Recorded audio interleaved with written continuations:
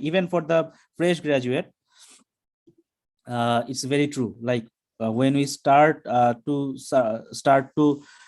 search for job after completing our graduation, we actually try to focus on the beautification part of a CV, and we try to compete with our fellow colleagues or even fellow classmates, like who has the most beautiful CV. So that is why I say the CV stands on content and layout. Style is optional. So every CV stands on two building blocks. One is like the content. By content, I am trying to mean the information, and the layout, I'm trying to mean the presentation. So the aesthetic value. So what is actually the role of content? And what is actually content? Content is actually all the text that you put on your CV, like all the headlines and all the sections written in text format in numbers. These are contents, and these contents actually communicate information about you as a candidate. And the layout is actually how you organize those content in those piece of paper, like you are using two piece of paper to prepare or draft your CV, like how this content are layered, organized and distributed on this paper. This is called the layout. And then comes about the style. And style is like how we actually customize or make those design to create a different kind of feel. Like if for example like you want to you are applying for a marketing job, okay, or marketing job or branding and communication job, and you want to give a feel, like a creative feel in your CV. That is the part of your style, like how you give those feel of creativity and innovation in your CV. Or you are trying to apply for a research based job where you will do lots of work with numbers, then you may want to design a CV that gives the feel of a researcher. So these are the part of style, but this is an optional option. When you have lots of confidence and enough capacity to do so, then you must focus on style. But for everyone, the basic building block is layout and content. You need to know how to actually prepare the content and what are the basic principles of designing an aesthetic and a presentable CV. So we'll focus on these both of these content right now. And Pooja Shah is asking, what is the standard page number of a CV? So as per the standard, it is 2 page. If you browse or read any textbook around the world on business communication or CV writing, they will mention the CV has to maximum page number of a CV must be 2. If you are not from academic background, like if you are applying for a teacher's position or lecturer professor position, then you can have 3 or 4 page CV, because they will have to, in that case you have to include your publications and this kind of stuff. But for a formal non-academic job, the 2 page is a standard size, excluding cover letter. And yeah, not with reference, without reference. So if you can accommodate your reference within the 2 page, it's great. But to the course of your career, you will have more job option, more job experience and more thing to add. In that case, you can exclude reference, and reference can be provided in a separate document. So without reference, 2 page. And cover letter is also excluded. You have to prepare cover letter. So the standard is 1 page cover letter, 2 page curriculum vitae or CV. And if you can't put your references in that 2 page or include in that 2 page, you can add a separate additional page only for the reference. Okay, how about the update of CV? Okay, this question will be answered soon. So the contents of a CV, so we'll discuss like what are the common or the key contents, and you have to play with these contents only. You do not need to experiment or add some other content which is not within this framework. You can drop some of the contents from this list, but you do not need to add some more contents. Like it will make your CV kind of more unreal or unconventional, and it makes the CV for the HR to be difficult to go through if you add the content which is not part of this framework. Okay, about photo, this question will be also asked. Conference, this question will be also answered. We'll just wait for some more moment. Okay, Farjana Nasrin, I discussed about the difference between resume and CV. So once we complete our discussion, we'll get back to that slide again. It was discussed in the second slide. So just allow me to complete this module first. So what are the common contents of a CV? There are only 9 contents that you should remember, and I suggest try to memorize it. If you can memorize all these 9 contents at once, then CV writing won't be a difficult task for you anymore. So the first content of a CV, content means information, your name. The second content that can be included, not must be included, can be included, is a personal detail. Then the third content is objective or personal statement, or you can see executive summary. Fourth content is in education. Fifth content is work experience, then skills, personal interest, publication. This is also an optional content, publication, even the personal interest, and reference. This is another optional content. So as you can see, there are only 9 pieces of information that you must put in your 2-page. You can drop some of this content which are optional, but you shouldn't add anything more in your 2-page document. This is the standard, and if you review all the published book and literature, you will get kind of this framework as common framework, like everyone speaks about these 9 contents. Okay, so let me shed a light on each of this content first. So the name, this most important part of your CV. Never write CV of XYZ. You don't need to mention that this document is a CV. Have you ever seen that in a sales brochure it's mentioned this is a sales brochure? Or no, nobody mentioned this is a sales brochure. Even if you see the posters in the wall of in your town or anywhere, the posters of like cinema, or the posters of concert, nobody mentioned this is a poster of a cinema. Nobody mentioned this is a poster. Everyone knows this is a poster. So every recruiter or HR knows this is a CV. So the title of your document is your name. So that is why this is the most important piece of information that your CV must contain. So your name is the title of your document, and it is the first content that you should write. So technically, what should we do? We should put only our 2 names, like our first name and last name. This is the common standard of international standards, since as the Anglo countries or the English speaking countries follow this pattern, like they use actually their 2 names, the first name and the last name. So this is the common practice. But in some Asian countries or African countries, we have lots of names. We even have our sometimes, not being doctor, we have some kind of prefix, like we use MD or AM dot, something like that, SK for the sheikh. So we get sometimes confused, but you have to remember, you must own your culture and customs. So never feel down with your names, like how to put your name. My suggestion will be, if you have at least 3 names, you can put directly your 3 names, like your first name, middle name, and last name. But if you have 4 or 5 names, it's up to you. How do you want to put your names there? So it's a bit up to you, but standard format is always use your first name and the last name in the CV to make it crispy and memorable. Like if you join an office or any organization, they will actually call you by your first name or your last name or family name. So it's better to put your first name and last name in the CV. And it's very obvious, but what we do sometimes, we actually use our pen name, nickname, or pseudonyms which are not part of our certificate name. It's very common. I've seen a lot of CV that has a nickname in the bracket or a pseudonym in the bracket, which is not allowable. You just have to put your certificate name in your CV, which is your brand name actually. So always remember to put your certificate name, since it is the headline of your curriculum vitae, and always remember to avoid any nickname or pseudonyms.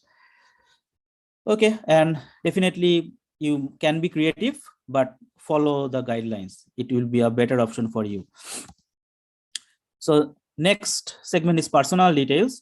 So in personal details, what to use, like in our country or in Asian countries, I have seen a lot of CV that actually includes everything, like his NID number, driving license number, even whether he or she is married or not, what is his or her religion, everything. So standard practice is just to include or must be included two personal information, that is your email address and your phone number. Even you can see sometimes it is not mandatory to use your mail or physical location also nowadays. So minimum requirement or must have information of personal information is your email address and phone number. And okay, coming to that question, date of birth. So, and when you use your email address, you must use a formal email address.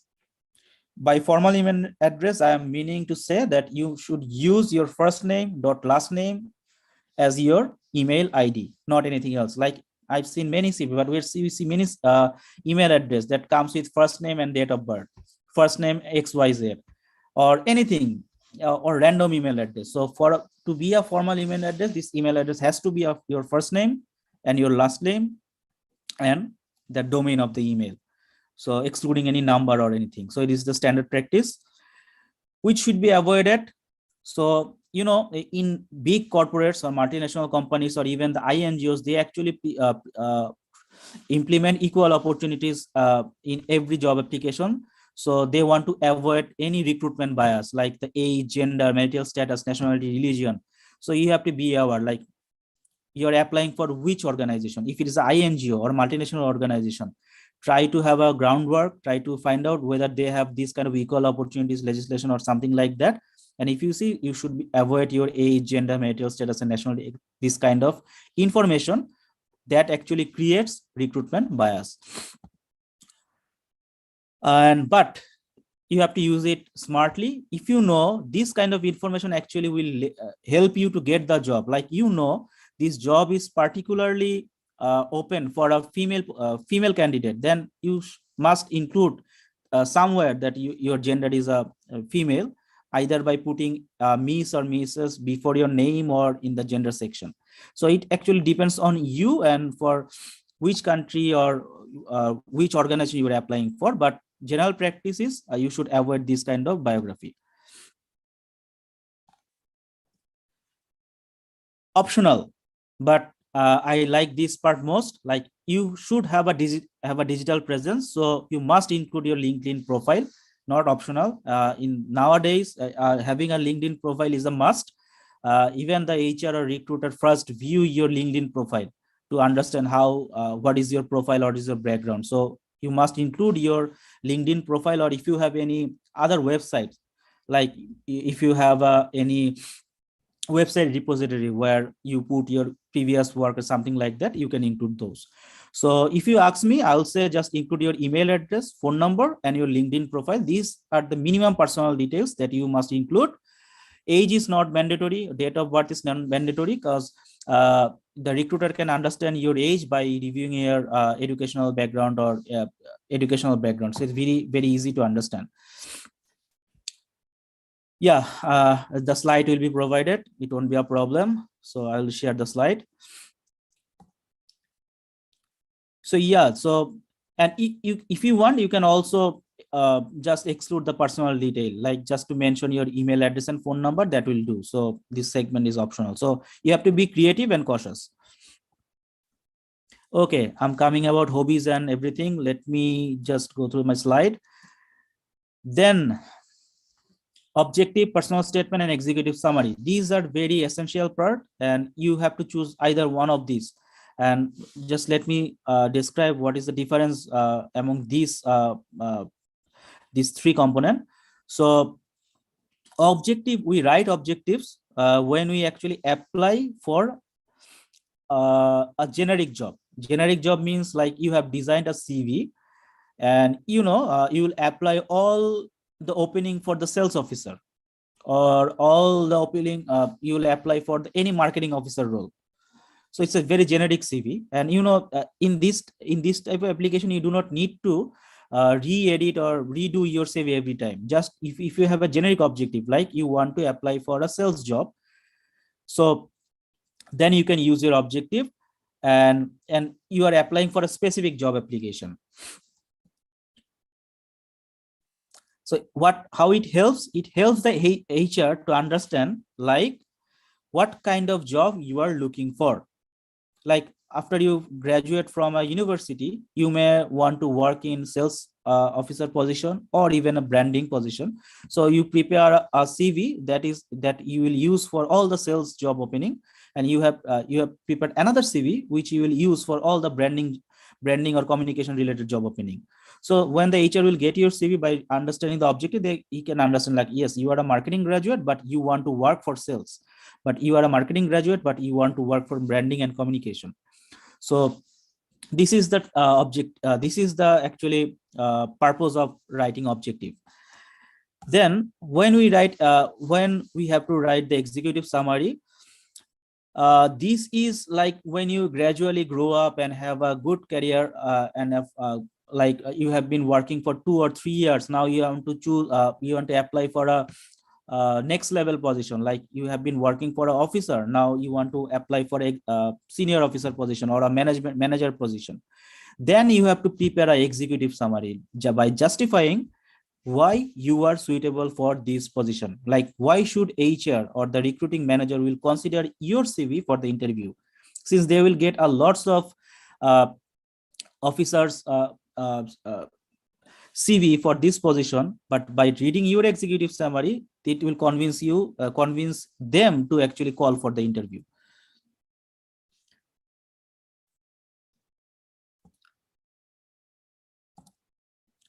And sometimes we also use personal statement. So personal statement is kind of a segment that we use when you actually want to apply for a master's level position or PhD level position, or when you do not have sufficient job experience, or even you didn't have completed your educational courses, but you are trying to apply for a job. Then you prepare a personal statement by justifying why you are the perfect suited person for any job or any specific job. So I haven't prepared any detailed slides on these three concepts, like objective, executive, and personal statement. You can just go to the you can just go to the Google and just have a test research. You will find a lots of content about how to write objective or executive summary or personal statement. But my intention was to give you a clear idea, like what is the purpose of objective and when to write objective, what is the purpose of executive summary and when to write an executive summary, and what is the purpose of personal statement and when to write a personal statement. So I would request you to have text research, do a background study online, and understand like how to write actually these three narrative when required. So someone asks, is references mandatory? Okay, I have a specific slide for reference. I think that will answer your question. Is this important to attach portfolio and CV to apply? No, it's not important. That is why I said you should include the link of your portfolio. Like maybe in LinkedIn, you can put your portfolio, or even if you have a customized link URL where your portfolio can be accessed. So you just put your link in the CV, not the full portfolio, do not attach the full portfolio with your CV. So next comes the education.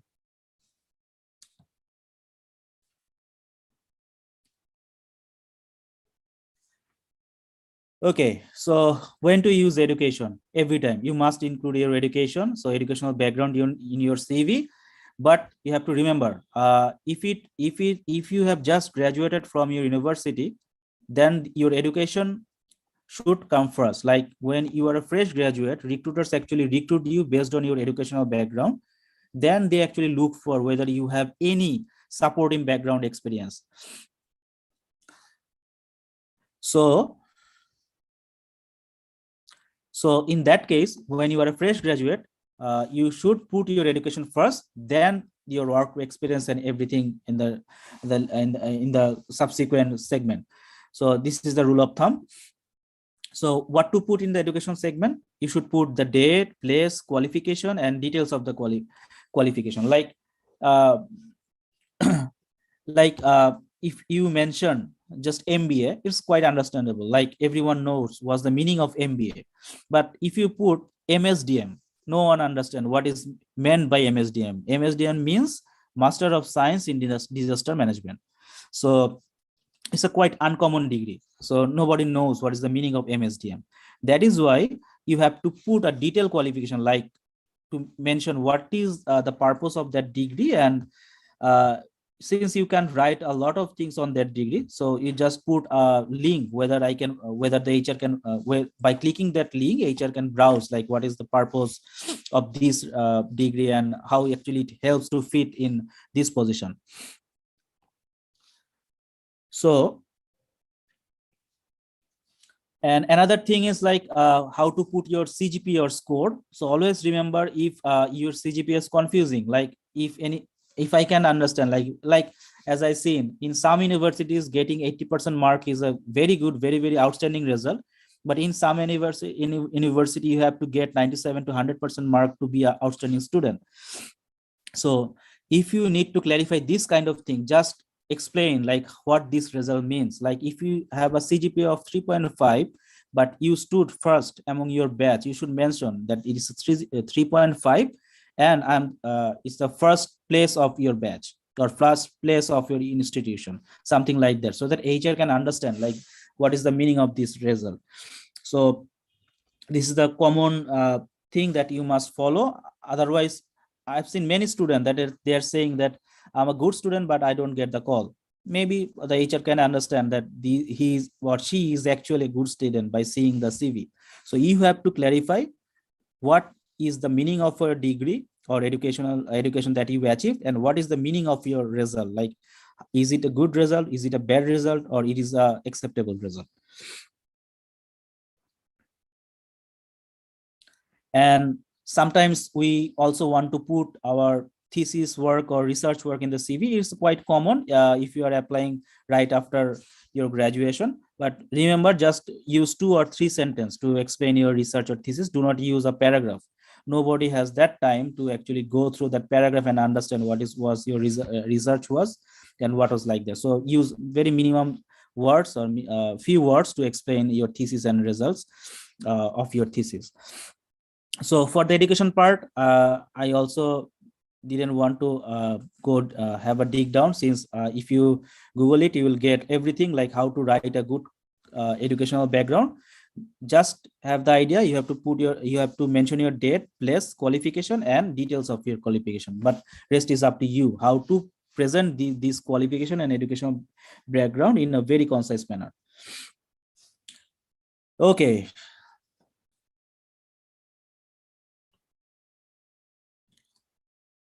You do not have to submit your certificate with your CV. It is not mandatory. So just mention that you have that certificate if it is relevant for the job you are applying for. Otherwise, you do not need to mention all the training that you have achieved.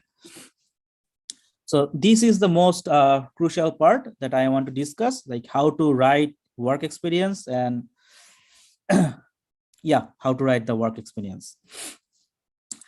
By reading the work experience, the HR or the recruiting manager wants to know actually what have you already done. Like, have you done any job already, or you are a fresh candidate? If you been with a job, how long have you been with the job?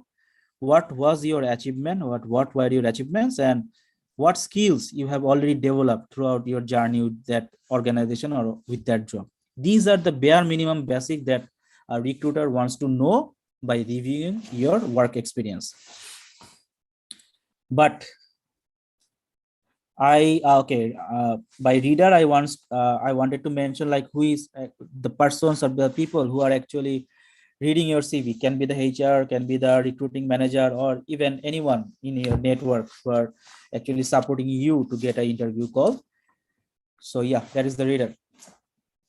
So when we write our work experience, we do not need to write the JD. Most of the cases, what I've seen in my life, people actually put their JD, JD, where we get the JD, we actually copy the JD from our appointment letter and just paste that JD in our CV. This is not the right way to represent your work experience. Never ever use your job description from the appointment letter to create your work experience. It's a no-go, big no. So never ever. So what to write? You have to write these four answer of these four questions. What have you done? For how long? What have you achieved? And what skills you have developed? This is what we want to know. So therefore, this is the question, like many people ask me, like, if I put my work experience in the CV becomes 10 pages, 9 pages, even 12 pages, because you are using your JD to fill up the work experience section. So now you will learn how to write your work experience in a crispy manner. Okay, let's see. So how to write a work experience like a professional you have a work experience like a. So to write the work experience, you have to start with the action verb. So the handout I'm sharing, you will get a list of action verb for different skill set. Even if you can Google, you will get thousands of action verb in the Google. So you just have to pick those action verb which are very related to your work experience. So every work experience you mentioned has to start with action verb. Then we have to mention the context, like in which context we actually use this action. And these two parts is very essential. It's the most essential thing. If you need to use the action verb and the context. Why you have to use the action verb? Like nowadays, what happens, most multinational or international organization, they use a software to scan your CV. Like they just put your soft copy of your CV in a software, and the software scans all the information that you have written in your CV to scan like whether it is relevant for the job or not. And this software actually looks for the action verb, like do you have the ability to lead, do you have the ability to generate creative idea, do you have the ability to organize meetings, something like this. So they actually look through the action verb.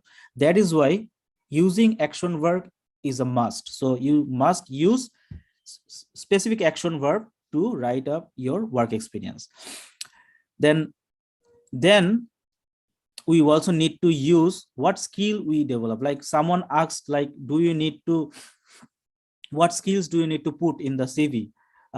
We'll discuss later, but conventional way is not to use any soft skill as a separate section. Like what we did, we actually like to use, like I have communication skill, it's a soft skill. I have a leadership skill, it's a soft skill. So you do not have to mention that you have communication skill, you have leadership skill. You have to somehow justify that you have the communication skill through your work experience.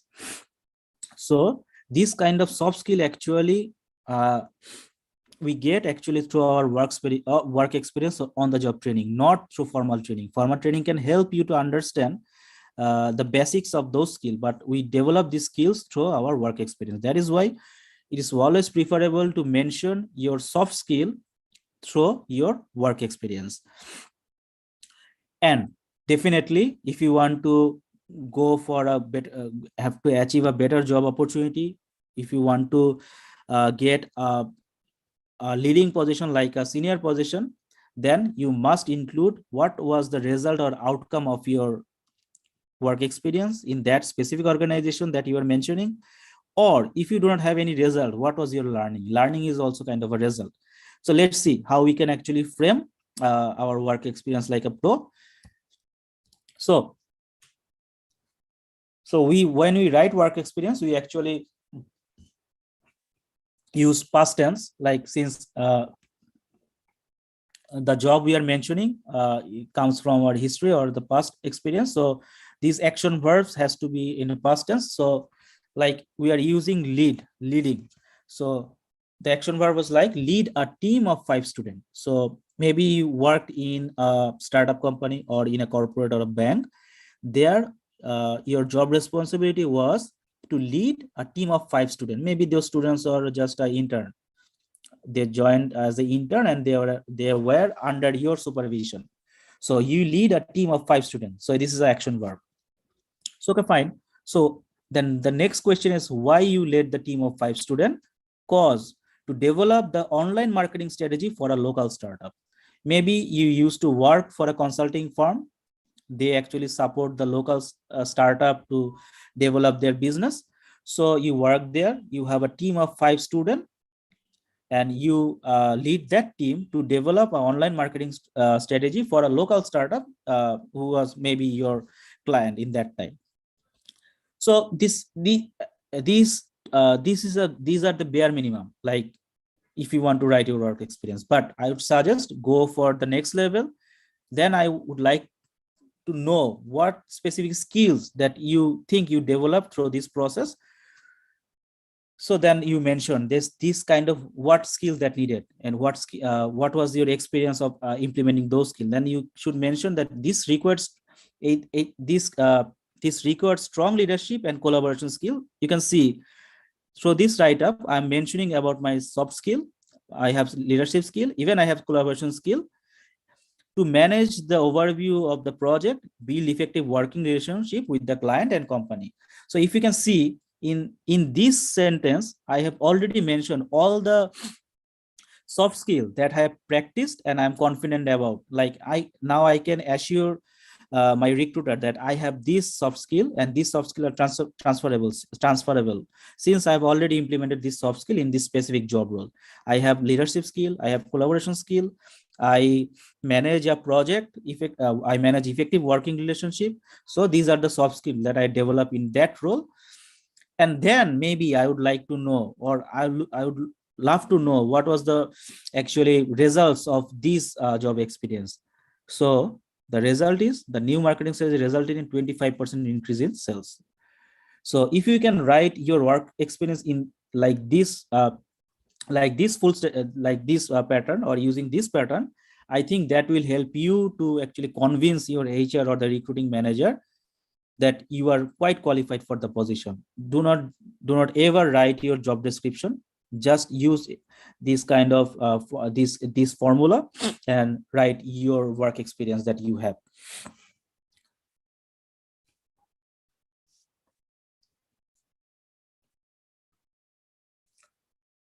Okay. So example, I'm not sure which example you're mentioning. Like if you want to know, if you are looking for an example to how to write a work experience, I've already mentioned this is the example and this is the framework. So this is here. So my suggestion will be after this session, go back to your CV, review it, and rewrite your work experience. I know you can just quite comfortably you can rewrite your educational background. It's quite easy, but the most critical part of writing or rewriting a CV is to present our work experience in a convincing manner. So I would suggest you to actually go back to your CV and rewrite your work experience using this formula.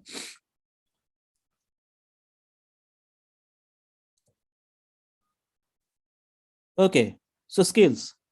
So what skills should I include? So as I mentioned, try to avoid your soft skill in the CV in a separate section. Do not mention your soft skill in a separate section. Include your soft skill in your work experience. So in the skill section, you should mention only 2 skills: the technical skill that you have and your language skill. By technical skills, I'm meaning all the skills that are hard skill, like programming skill, Microsoft Excel, doing data analysis in Microsoft Excel, something like that. So in skill section, you should put only 2 skills: that what is your technical skill, if you have any, and justify your level of competency in that technical skill, and also your language skill. That will do. HR just wants to know whether you have any technical skill and what is the level of your language skill. Yeah, Muhammad Hawa Begum. Yeah, I mentioned in at the beginning of our session that yeah, it is possible to get help. You can send your CV for a review. So I'll have a look and review it. No problem. Yeah, voluntary work experience can come under work experience if you find it useful. Like you are just a fresh graduate, then you can use your voluntary experience to sales yourself. But you have been working in a specific sector for last 5 years. In that case, in some cases, your voluntary experience is not required, but sometimes it's required. Like you are switching from corporate sector to a NGO sector, then your voluntary experience can come as a silver bullet. So it actually depends, but as you know, you will understand which experience to include and which is not. So Mahfuzur Rahman has raised his hand. So please, Mahfuzur Rahman. আসসালামু আলাইকুম sir. Sir আমরা তো fresh graduate, কিন্তু আমার freelancing experience আছে, এটা কি add করতে পারবো? Freelancing experience. Sure. So yeah, I'm answering it in Bangla since he's asking Bangla, then I will translate it. Yes, Mahfuz bhai, আপনি এটা ফ্রিল্যান্সিং ডেফিনেটলি ইউজ করতে পারবেন। সো এখন আপনি বুঝতে পারতেছেন কিভাবে করবেন। আপনি দুইভাবে করতে পারেন। একটা হতে পারে যে আপনি আপনার সিভিটাকে ক্রনোলজিক্যাল সাজাইতে যাচ্ছেন না, আপনি ফাংশনালি সাজাইতে পারেন যে আপনি ফ্রিল্যান্সিং এ মেবি ফটোশপে কাজ করছেন, ইলাস্ট্রেটরে কাজ করছেন, কিংবা কোনো স্পেসিফিক ওয়েবসাইট বানাইছেন কিছু সফটওয়্যার ইউজ করে, ফাংশনাল ওয়েতে দিতে পারেন আপনি কোনো টেকনিক্যাল জব পাওয়ার জন্য। আবার আপনি মনে করলেন যে ফ্রিল্যান্সিং আপনি পাশাপাশি করছেন, সেটাও আপনি দিতে পারেন। বিকজ ফ্রিল্যান্সিং ডেফিনেটলি আপনি কোনো টেকনিক্যাল স্কিলসে করেন, হার্ড স্কিল যেটাকে বলে, সো অবশ্যই ইউজ করা যায়। এবং এটা করে কিন্তু বাইরে এখন অনেকেই জব টব পাচ্ছে। সো কারণ বাইরে কিন্তু এখন ফ্রিল্যান্সিং আর হচ্ছে মানে full time corporate jobs quite common, মানুষজন সুইচ করে, ফ্রিল্যান্সিং করে কিছুদিন পার্মানেন্ট জব করে। সো অবশ্যই দিতে পারেন। So Mahfuz Rahman asks like whether to include his freelancing experience in the CV. So I say definitely you can use your freelancing experience based on actually if it fits, like if you see it's a fitting requirement, like this freelancing experience will get you a good opportunity to getting the interview call, definitely you can use. Sir এটা কি এডুকেশনের উপরে দিব না এটা এডুকেশনের নিচে দিব? এটা এটা যেটা বললাম ভাই, পুরো বিষয়টাই মানে ক্রনোলজিটা আপনার উপরে। সো এখানে আপনার ক্রিয়েটিভিটিটা কাজ করবে। ধরেন আপনার এডুকেশনটা, আমি ধরেন এক্সাম্পল হিসেবে বলি, ফর এক্সাম্পল আপনি সিএসসি তে কোনো একটা ইউনিভার্সিটি থেকে মাস্টার্স করছেন আর আপনি ফ্রিল্যান্সিং করেন, সেই ক্ষেত্রে কিন্তু আপনার সিএসসি তে মাস্টার্স করার ওয়েটটা বেশি to get a good managerial job. সেক্ষেত্রে ডেফিনেটলি এডুকেশন দিবেন আগে, আপনার ফ্রিল্যান্সিং পরে দিবেন। কিন্তু আপনি ধরেন সিএসসি তে পড়েন নাই, আপনি কোনো এক ম্যানেজমেন্টে পড়ছেন, বাট আপনি ফ্রিল্যান্সিং করছেন, এক্সপিরিয়েন্স আছে, তখন কিন্তু আপনার ম্যানেজমেন্টের এডুকেশনের থেকে আপনার ফ্রিল্যান্সিং এর এক্সপিরিয়েন্সটা কিন্তু আপনাকে ভালো একটা ওয়েল পেড জব পাইতে হেল্প করবে। ডেফিনেটলি তখন আপনি আগে দিবেন। সো ইট ডিপেন্ডস যে আপনার, এটা কিন্তু পার্সন টু পার্সন ডিপেন্ড করতেছে, এটা স্পেসিফিক কেস ছাড়া ডিফাইন করা যাবে না। আপনি আগে পরে দিতে পারেন, কোনো সমস্যা নেই।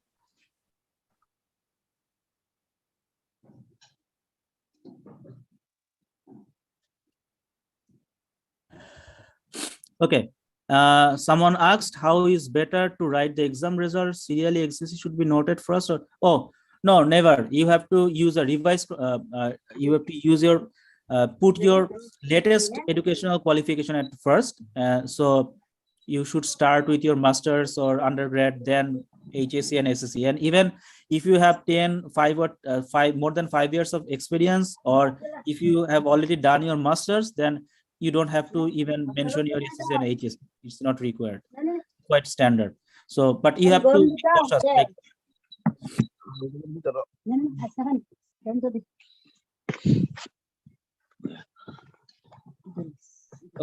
Nusrat Jahan,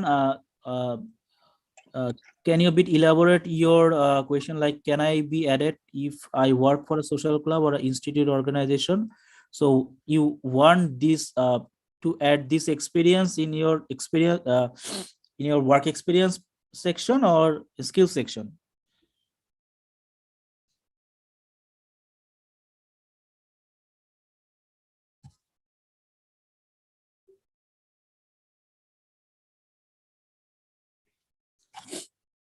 Okay, so well, let's wait. Okay, so yeah, so definitely you can use, but as I said, it will depend, like whether it is relevant for this specific job opportunity or not. Like if you feels it's relevant, then you can use, or if you feels it's not relevant, you have some other convincing information to share, then you should discard this information, use those information. So it is completely judgmental decision.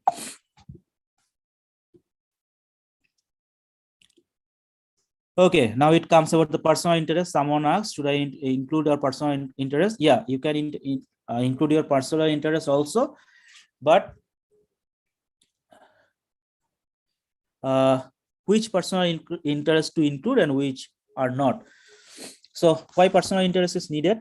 Like apart from this, the HR needs this section to understand you as a person, like how you like as a human being. I can't understand your personal characteristics by going through your education or your work experience, but when I see your personal interest, then I can understand what type of person you are. So it's very necessary to include personal interest, and it's very essential to include in the Western countries, since in the west, as I mentioned, they do not like to have the photograph, they do not like to have any personal detail, so there is no other way to understand the person. So in that sense, personal detail interest is must, and in our case it's also relatable. So yeah, these are the points to consider when actually writing a personal interest. So always try to include those personal interests there, those actually represents you as a social guy. I guess you can understand, like what is meant by a social guy. Like you get well we get along good, get well with the other people around you. You are not a loner. So those personal interests that actually highlights your leadership skill, communication skill, and those are fun to mention. Like during the interview, what the interviewers do, they actually run the ice breaking session by asking some question on the personal interest. When everything goes when you have a heat discussion, so put those kind of personal interest that is more positive and interesting, creative, and also show you are responsible, and try to be unusual but don't try to be a strange. So this is a base. Okay, so what we do, we actually use some generic personal interest like reading. It doesn't make any sense. Everyone reads, everyone travels, so it doesn't make any sense. Everyone loves to play sport, loves sports, so you have to write the specific interest that actually can identify you as a person. Like you, if you say your interest is football, I can't understand whether you are a football player or a football follower. So you must say you're a passionate football follower or football fan. Then during the interview, the HR or the recruiting manager will ask, like, which club do you follow or which country do you like. You they may ask about the question about your performance of your club or the people who are playing for that club. So just specifically mention like what is your interest, like being a fan or a player. So always try to specify your personal interest. And likewise, traveling doesn't make sense. Mention what kind of traveling do you like is it a kind of a traveling uh, doing the trekking within your country, or just a casual traveling outside of the country to know new countries. So just mention, then the interviewer can know what types of traveler are you. And definitely do not put any personal interest that may uh, raise some question about your background. Maybe that is related to political, religious, or continuous thing like hunting, shooting, everything like this. So you have to be very smart and very specific which personal interest to add and which not. Yeah, so now comes the final section, the reference. So why we need reference? We actually need reference to validate our claim. Like when the recruiter or HR uh, get confident, like yes, you are the right person to go with for the in the next step, then they may want to validate your claims with someone outside of the domain. So that is why we need to include a reference. So the basic rule of thumb is to include at least 2 reference, but in some cases the recruiter mentions that how many reference to include, but basic rule of thumb is use two, and if you have space, or if you are using a separate sheet, I would suggest to include at least 3 references. So the first reference should be your current boss or current supervisor who knows you best, since you are currently working with him. If you are a fresh graduate, then it should be your thesis supervisor, or a professor, or teacher who knows you better. So that should be your one reference. Then the second reference has to be your previous supervisor if you have a long working experience, or if you're a fresh graduate, then you can include someone who is not related to you but knows you, like if you completed an internship in any, can be a independent project, or someone who knows you indirectly but not related to you as a friends or family, and they can actually verify or actually score your technical and soft social skills. What HR do, HR actually asks them to provide a answer in a scoring sheet, or sometimes do a telephone interview and asks like what points would you like to give him if in his communication skill out of 10. So you should select those people who can actually explain or describe you properly. Yeah, I'm seeing a hand from Bappi. So, yeah, Bappi.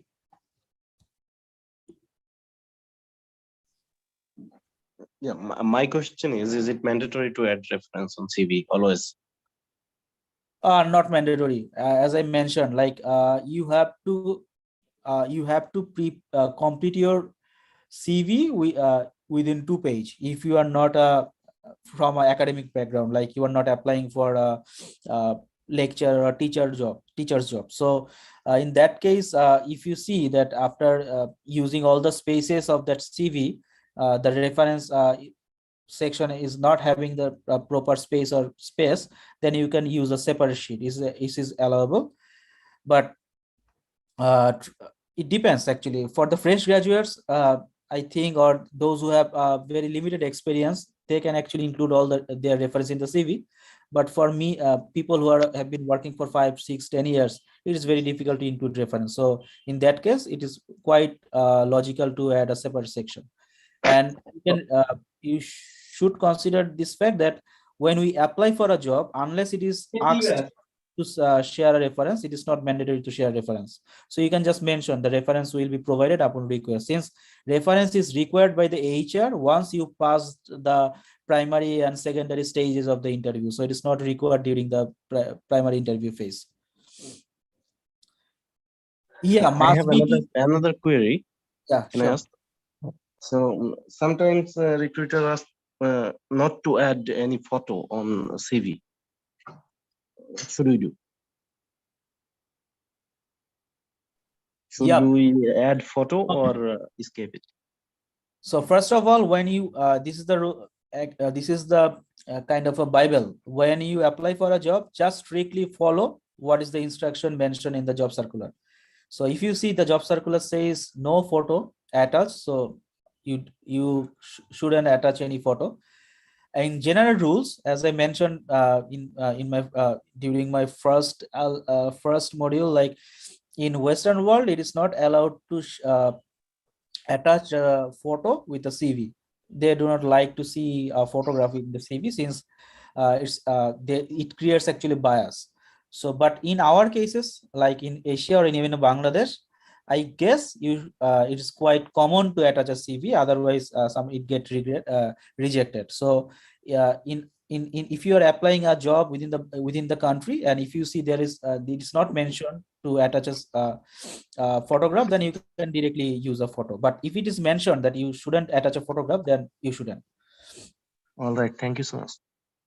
Yeah, must be 2 page. So Mia, so cause this 2 page is a kind of a strict rule to restrict everyone's mindset to actually come up with a CV within a 2 page. If it is said you can do 3 page, 4 page, our mind will definitely push you to write a CV that is extended in 4 and 5 page. So always try to be on 2 page, because people doesn't have that time to review a 3 pager or 4 pager document. So nobody will read. So you must try to represent yourself within the 2 page. I have a question. Yeah, sure. My MB is running, so how can I write this in education section? Sorry, can you come again? I just can you ask the question again, please? My MB is running, and how can I write this in education section? Okay, yeah, definitely. Since your MBA is running, so as I mentioned, you just follow that sequence like date, place, university name, and the details of the degree. And Okay. in the date section, what you should write your expected ending date. So since you are a running student, so you know during this course of study, when will your study will be ended. So just write the expected end date and the current result, like current CGPA, not the final CGPA. So it will do it. Thank you, ma'am. Sir আরেকটা question ছিল, যারা 19 সালে ভর্তি হয়েছিল কিন্তু exam হয়েছে করোনার কারণে 22 সালে, এটা কিভাবে লিখতে পারি?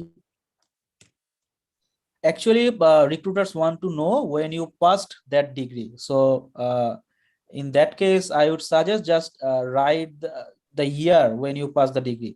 And if you see, I have seen some CVs that where they've actually mentioned right this study break due to COVID and everything like that. So it actually depends. Like it's quite normal for since you just lost 1 year, right? 1 or 2 years. 2 year. I have another question.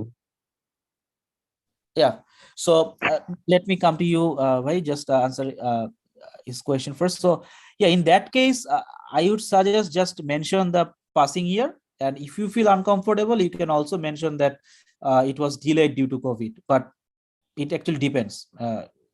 So not a big deal, since it's a quite generic phenomena, like everyone in your batch has experienced the same thing, right? So it's a generic phenomena.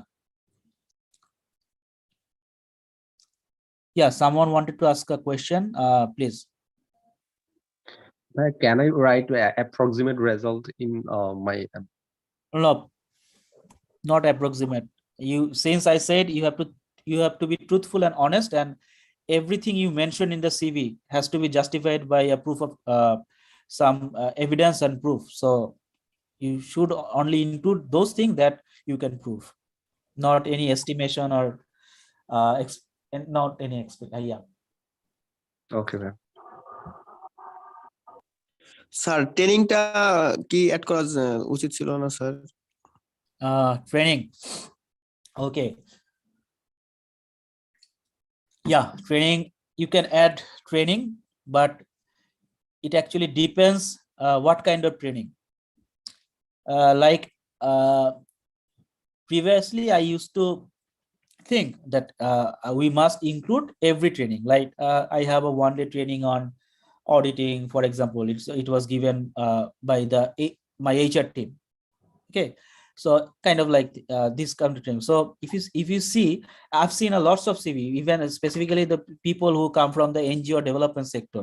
They have 2 or 3 page that actually explain a 2 or 3 page table that actually explain all the training that they have over the course of their experience, like over the last 10 years. So it's quite irrelevant. Nobody wants to know each and every training that you have. You should include only those specific trainings that is valuable for getting the interview call of this specific job you are applying for. So you have to be smart, and you have to know which training to use or which not. So this is the smart thing to do. Do not put every training there. And if you want to use the training, so if it is a certification training, like a full-time academic training or diploma kind of thing, you can use this training under the education part. Or your if it's a kind of a short day training, but it actually helps you to justify your technical skill or hard skill, like programming skill, data analysis skill, then you can put those training in your skill section, mentioning that you are trained professional in Microsoft Excel or certified user of Microsoft Excel. That will do. So I'm seeing some hand raise. You can ask question, and I'm just answering from the chat box. Yeah, internship should go under the work experience section. So you just write your internship as your work experience, direct work experience. Sir, I have a question. Sure. Sir, my major is in nutrition and food science, but I am good at content writing and I also have experience in affiliate marketing. So if I want to work as a professional in marketing sector or HR sector, how can I make my personal statement or profile summary that will attract the HR? And how can I make my profile that much attractive? Because my major is something and my skill is different and I have interest in different sectors.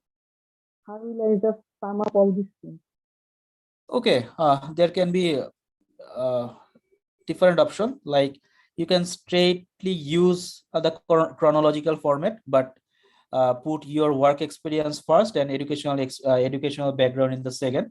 So in your work experience, you can directly mention your work experience. So, and then in your executive summary, you will have to, since you already have a experience, you should write an executive summary like. Sir, I have internship or small online experience because I am undergraduate third year student currently. I have not much full time or professional that much, but I have skills.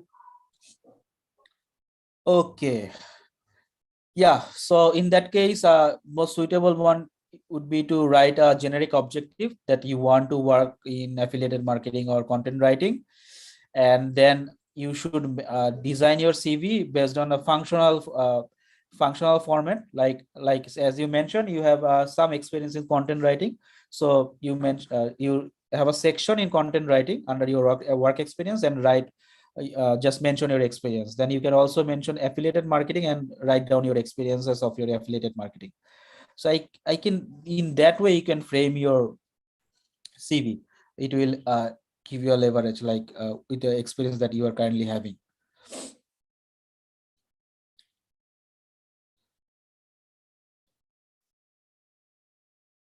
Sir, I have another question. Sure. Can I use institution mail in the email section?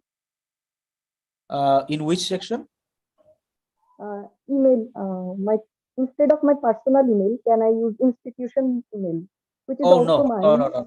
It's a big no. So institutional email means the email that your current company has given you, or the your No, educational. sir. It has given myself my university authority, and it will be mine for the rest of. Okay. Okay, understood. But yeah, it's better not to use any affiliated email address. Better to use your own email address. So since it's a bit formal, cause it also create bias. Like when you are using your institution affiliated email, that it is creating a bias. So it's you should avoid it. You should have your own email that actually comprises of your first and last name. That is the golden rule of having a formal email address.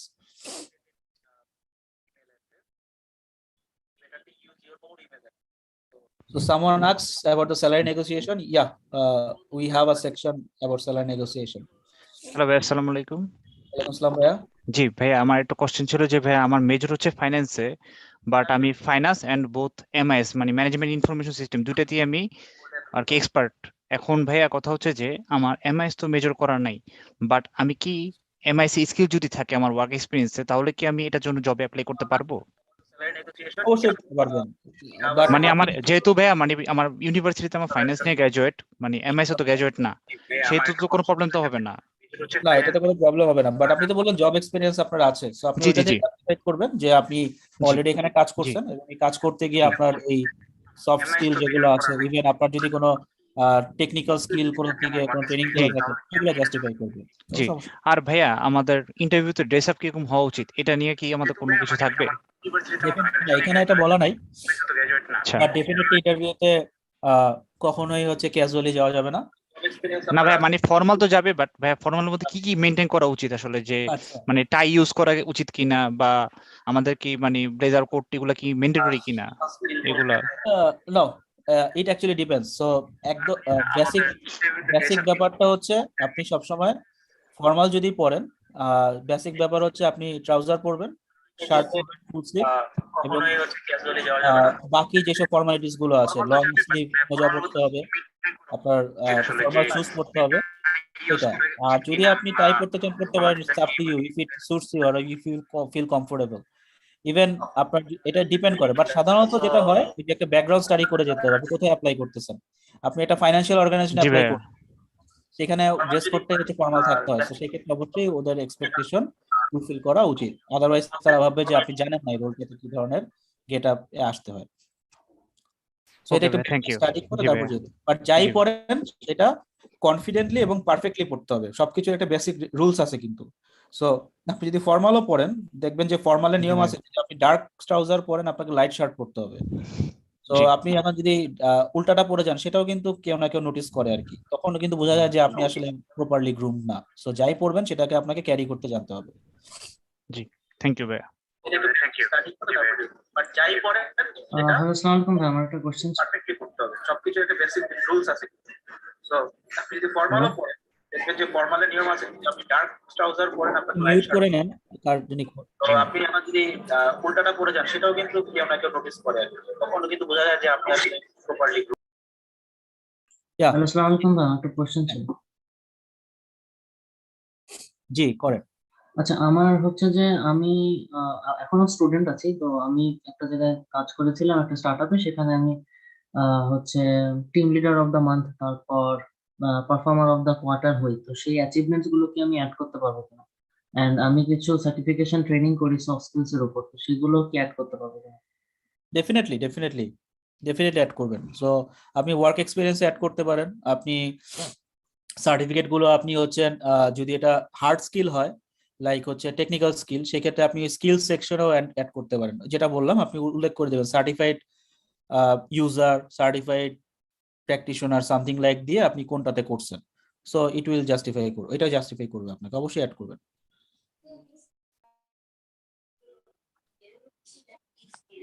ভাইয়া, আমার sure. একটা question ছিল।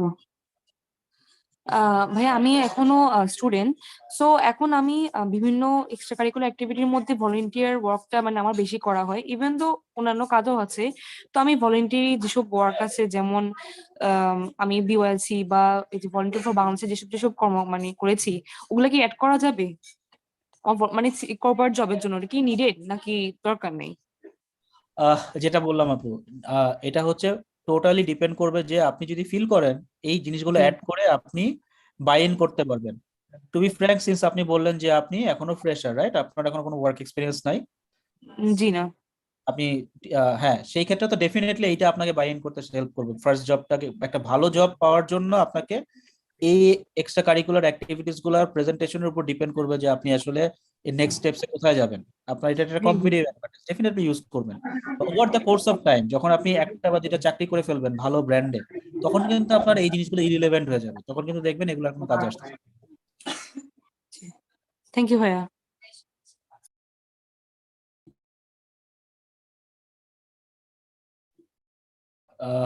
আরো হাত দেখতে পাচ্ছি, please কোয়েশ্চেনটা করে ফেলেন।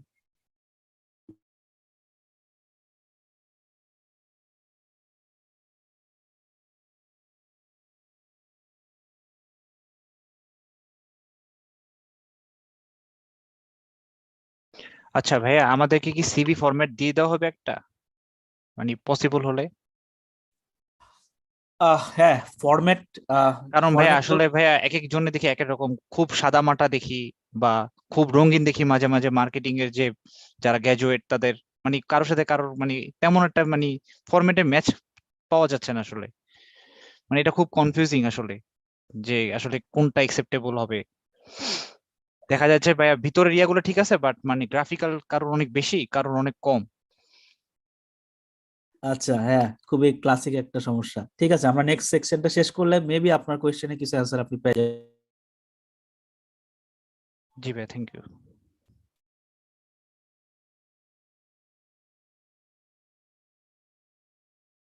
Yeah, I'll share a handout. In that handout, there will be a template for writing a cover letter and a CV. And my suggestion will be to follow the template or format in Microsoft, since they actually follow the standard template and format. So you can use those formats. And just focus on these 9 contents that we have been discussing for last half an hour. So just feel free to drop some content, drop some segment, but just play around these 9 segment and use the standard format of Microsoft, since it's the most Microsoft. Even in Google, you'll get information in I guess what is it, Google has a software also for similar to Microsoft Word. It also provides some formats, templates there, so you can use those standard templates. These are the safe games to play. Do not directly download different fancy format for unknown sources. It's my suggestion.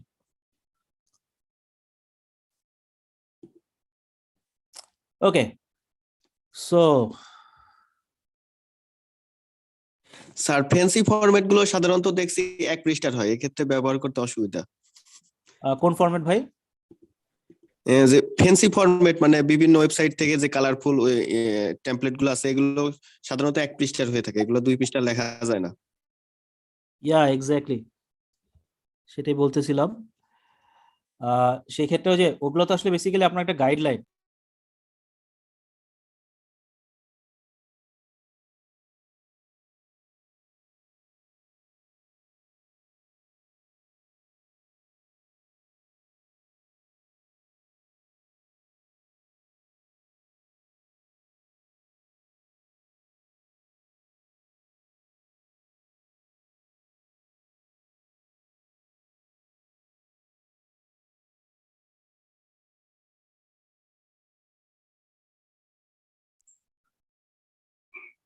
Hello, sir. Hello. হ্যাঁ, please go ahead. Sir বলছিলাম যে যেহেতু আমি এখনো student, তো এখনো সেরকম experience হয়নি আমার, তো যখন আমরা কোনো অর্গানাইজেশনের সিভিটা সাবমিট করবো, মানে physically print out CV submit করবো, সেক্ষেত্রে সেটা কেমন ভাবে সাবমিট করবো, মানে ফাইলিং করে নাকি খামের করে নাকি পিন আপ করে? Okay, so we'll discuss these things in this module. So let's have Thank you, patience sir. for some more minutes. Yeah, so now we are going to discuss about the presentation and aesthetics of a CV. So yeah. Okay, so first of all, paper. So what should be the ideal size of your paper? So definitely the ideal size is A4, no other size. Like sometimes we use letter size or B4, B5, I guess, or something like that. So do not use any kind of size, just use A4 straight. And ideal is 100 GSM, but it's quite difficult to get 100 GSM, or sometimes a bit expensive. So 80 GSM A4 paper is works quite fine. And do not ever use colored or pattern paper, so it is no go. And if you want, and I don't think this kind of paper is quite available in the local shops that we actually use to purchase this paper, like there are another kind of A4 paper that is a slightly off-white, which is called high white paper, and it gives a subtle cream feeling. So you can also use this paper, but you just need to have the access. Like in the conventional stationery shop, it is quite difficult to get. But if you have access to this subtle off-white paper, that will make your CV more exotic. But in that case, you will also have to have a good printer at your home, or like a jet printer or a laser printer. Otherwise, it won't feel good. So, but it is good to go with plain white paper if you do not have access. So yeah, it is all right to use off-white paper, but in A4 size. But otherwise, the standard is A4 size paper, 100 to 80 GSM, and definitely a white paper. So this is the rule of using paper. So then it comes about typeface and font. So we actually we actually know font by the font name. Like we say that Times New Roman or Calibri Arial is a font. It is not actually font as per theory. Theoretically, these are typeface. So that is why it is mentioned here. Like you can use any kind of typeface or font, but Times New Roman is quite backdated. Nobody used this kind of font nowadays. So better to go with Calibri, Arial, Verdana, or similar kind of font, which is quite readable. And you can use both bold and italic format of your font or typeface. But we use actually bold for highlight our heading and a section within our paragraph. Like if you want to highlight your specific soft skill, you can use bold fonts. And try not to use italics, because italic is very hard to read. It is not readable. But if you are smart enough, you can use in some segment, like when you are writing objective or career summary, this kind of subsection can be italicized. And the font size should be 11 to 12. 12 is good. 11, 12 both are good if you are using Calibri or Arial, this kind of font. Even if you are using Arial, 10 looks also fine. So try to stick within these measurement parameter. And always make your headline or your name stands out by using 13 or 14 points font.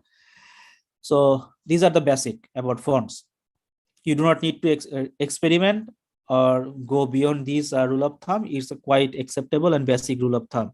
So always follow this basic rule of thumb while choosing typeface and font. So big thing, color. So you do not have to use different colors in your CV. Stick to black.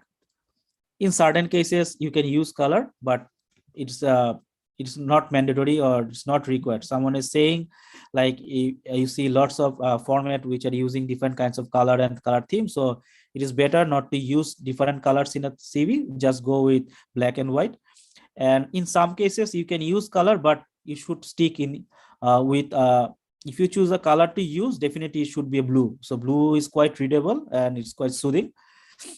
So you should go with blue and the pattern of blue, but not in any other color. Why we suggest to use black and white, black color, since the recruiter may have a printout of your CV.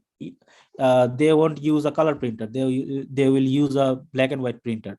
So or grayscale printing. So it looks good if you use only black color in your CV while you print in grayscale and black and white. So it becomes readable. Otherwise, the color got distorted. So that is why it is always said to use only black in your CV. So I guess you have already have my answer. You do not need to be worried about the colorful CV. Black is quite good. White space. So it's a critical thing in any design. So what is white space? White space is actually the spaces in the CV which do not have the impression of print, like the space which are left white, like the areas beyond the margin, or the space between your line or space between your word. So white space is a quite necessary thing. Sometimes we see lots of CV without a good margin or very poor line spacing, or even 1.5, 2.5 line spacing. So this is not allowable. You have to ensure allowable level of white space. So it is also called a breathing space. Like it helps you, the reader, to breathe between the lines when they actually go through your CV.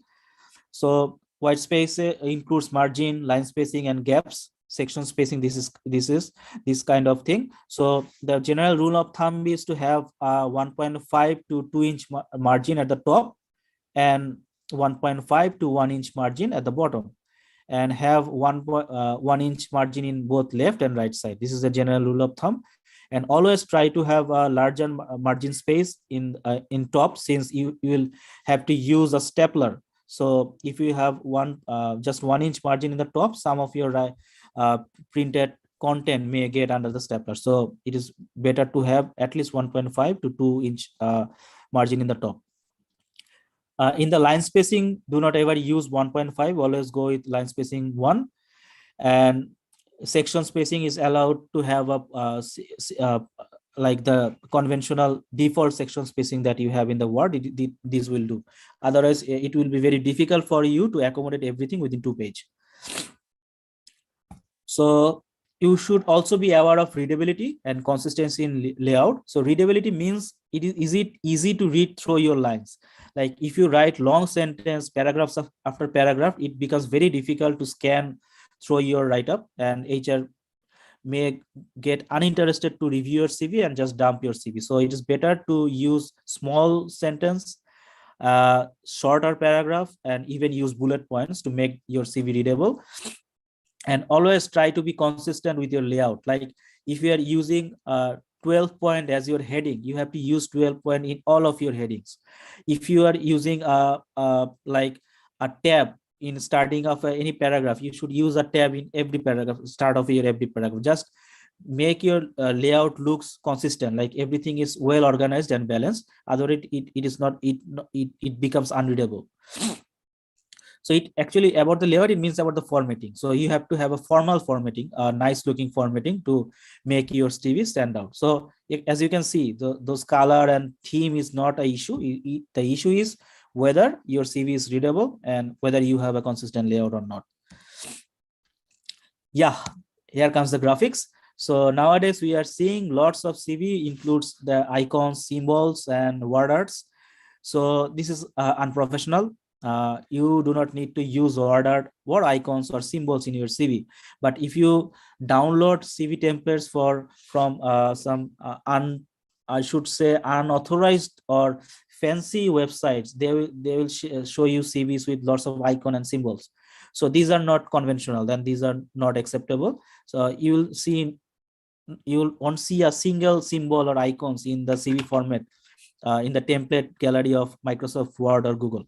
So avoid, or it is a big no go to use word or icon and symbol. So don't get frustrated to see that your colleagues have a beautiful looking CV having lot of graphics and icons and symbol.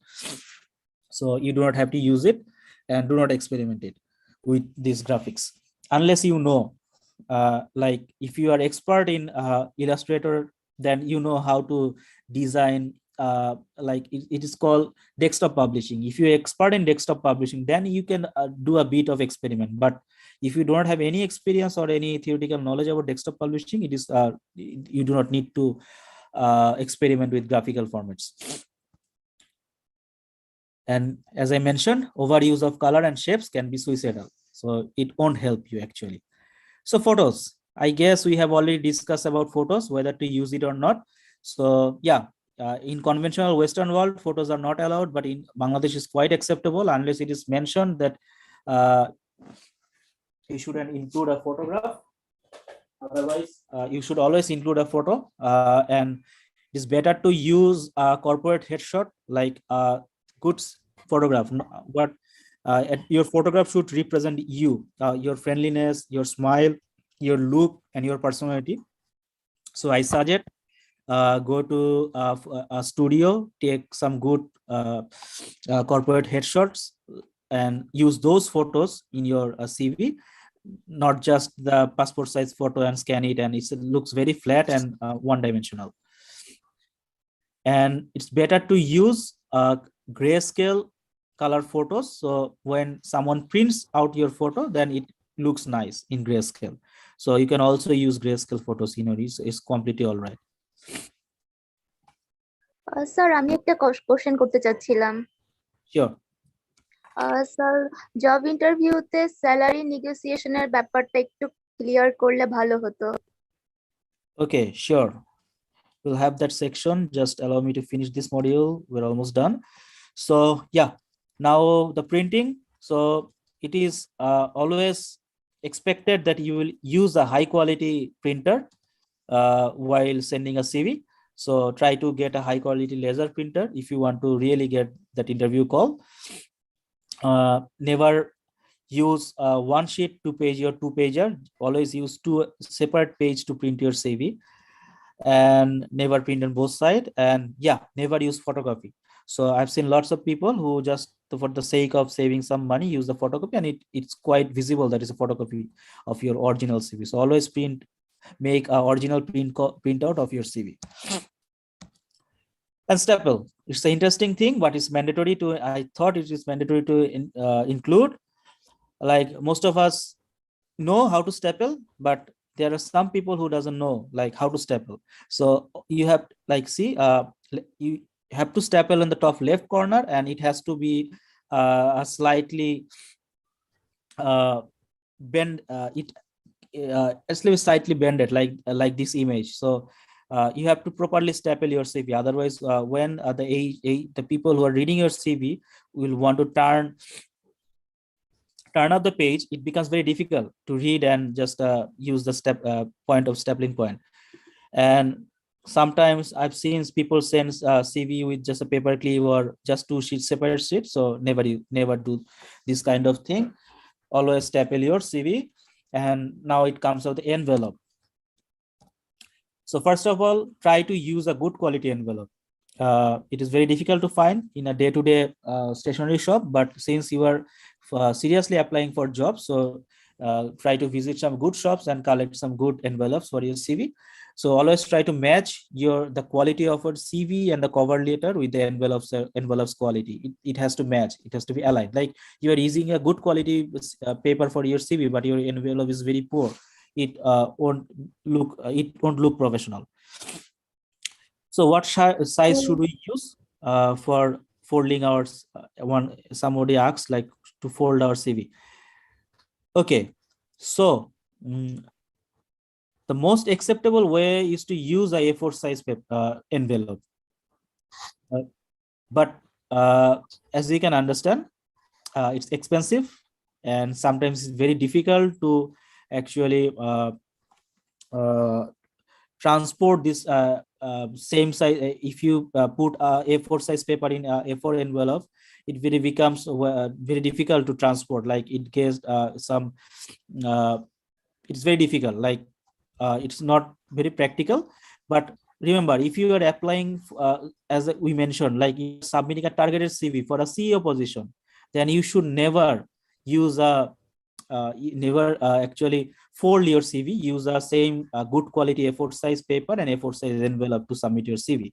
But for the day-to-day application, or people like us who actually regularly submit CV for different job opportunities, it is good to have a DL size envelope, that is the normal letter size envelope that we see around us. Like you just have to try fold your A4 size sheet into you'd have to fold in 3 folder. So I guess you got your answer. So most obvious one should be the C4. The A4 size matches with A4 size envelope, but most practical would be DL, where you can just have your CV folded in 3 pieces.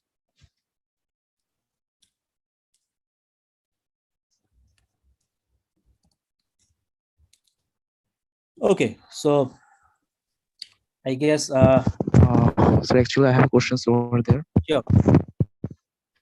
In today's world, most of the times actually we have submitted our CV in online, mainly in email section. So whenever we are goes through for interview session, is it mandatory to print a CV hard copy as a hard copy?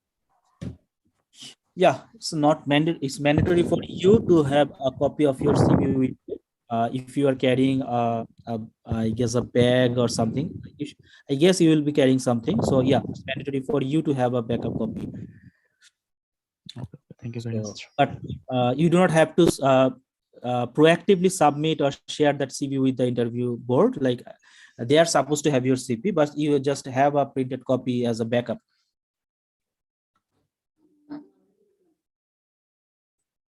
Sir আমার একটা প্রশ্ন ছিল sir. Yeah, sure. Sir আমি 3টা জায়গায় simple 3টা icon দিয়ে trial দিয়ে দেখছি স্যার, প্রিন্ট করলেও সুন্দরই লাগে, খারাপ মনে হয় না sir. Yeah, let's go back to that slide.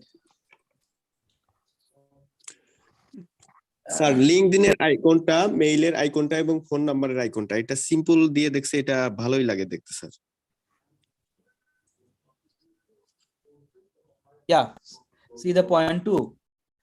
I say do not experiment with graphic design unless you confidently know how to use it properly. Since you are confident, so you can use it. So it will actually depend like whether you can use it or not based on your confidence level and understanding of what should I say, basics of visual representation or illustration. I also have a CV that has a lot of visual thing in that CV. It also looks stunning. Maybe I'm bragging, but it also looks stunning. But it took me for around 5 or 7 years to be confident to send this kind of CV. And just to share the experience, the current job I'm doing, this CV I actually send it a CV that is a targeted CV and also a CV with a lot of graphics. So it's doable if you know how to do it. Sir Yeah. অনলাইনে মানে ইমেলের মাধ্যমে যদি CV submit করতে আসে তাহলে সেক্ষেত্রে আমার সিভিটা কিভাবে মানে রিনেম করব কিভাবে আর মেইলের সাবজেক্টে আমি আসলে কি লিখবো?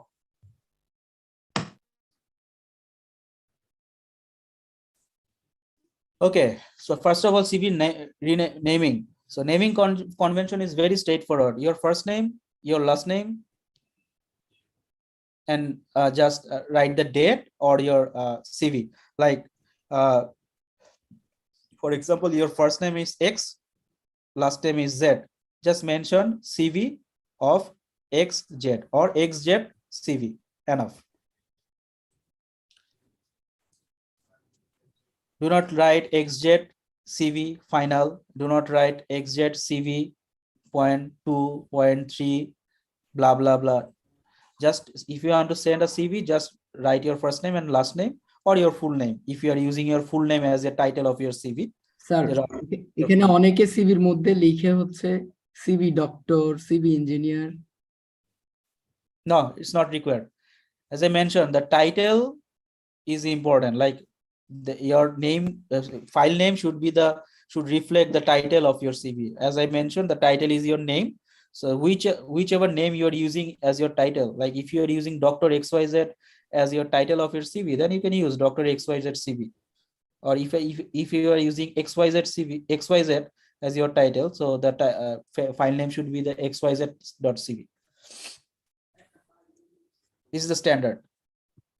স্যার এটা হচ্ছে আমার পার্সোনাল একটা এক্সপিরিয়েন্স আর কি। আমার একটা স্কুল আছে, তো সেখানে আমার টিচার রিক্রুট করব, তো সিভি দিছে হচ্ছে সিভি ডক্টর, তারপর দিছে হচ্ছে সিভি ইঞ্জিনিয়ার। স্কুলের মধ্যে এরা সিভি ডক্টর দিয়ে কি করবে এটা আমার মাথায় ধরে নেই আর কি। Right, so it's quite unprofessional, এটা করা যাবে না। আর আরেকটা হচ্ছে ইমেইলের সাবজেক্ট লাইন কি হবে। ইমেইলের সাবজেক্ট লাইন খুবই স্ট্রেট ফরওয়ার্ড, অ্যাপ্লিকেশন, অর যদি ওখানে বলে অ্যাপ্লাই তাহলে লিখবেন application for the post of অমুক, সিম্পল। আর যদি বলে সেন্ড ইওর সিভি তাহলে খুব সিম্পলি লিখবেন CV for the post of অমুক। This very straightforward email subject line. CV for the post of sales officer or application for the post of sales officer.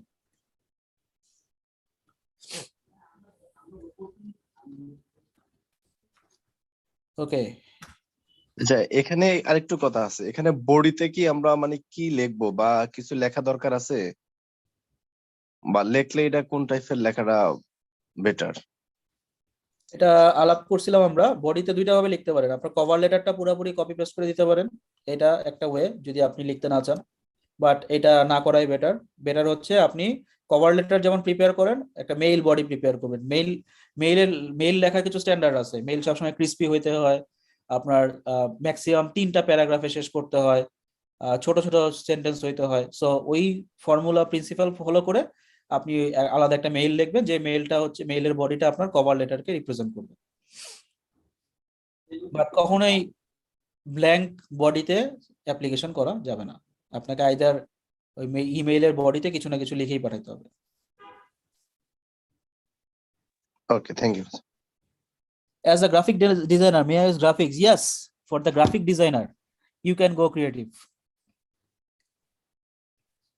Just ensure you have all those required information that we have been discussing, but you can go creative as a graphic designer.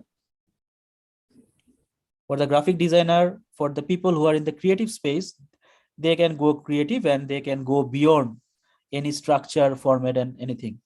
And it is expected, like you are applying for a graphic designer position, I would expect you are sending a CV which is quite creative and because I want, and that will portray that you have that proper technical skills to design anything. So if you can design your CV with some creative element, and it's readable, understandable, and that will help you to get the job.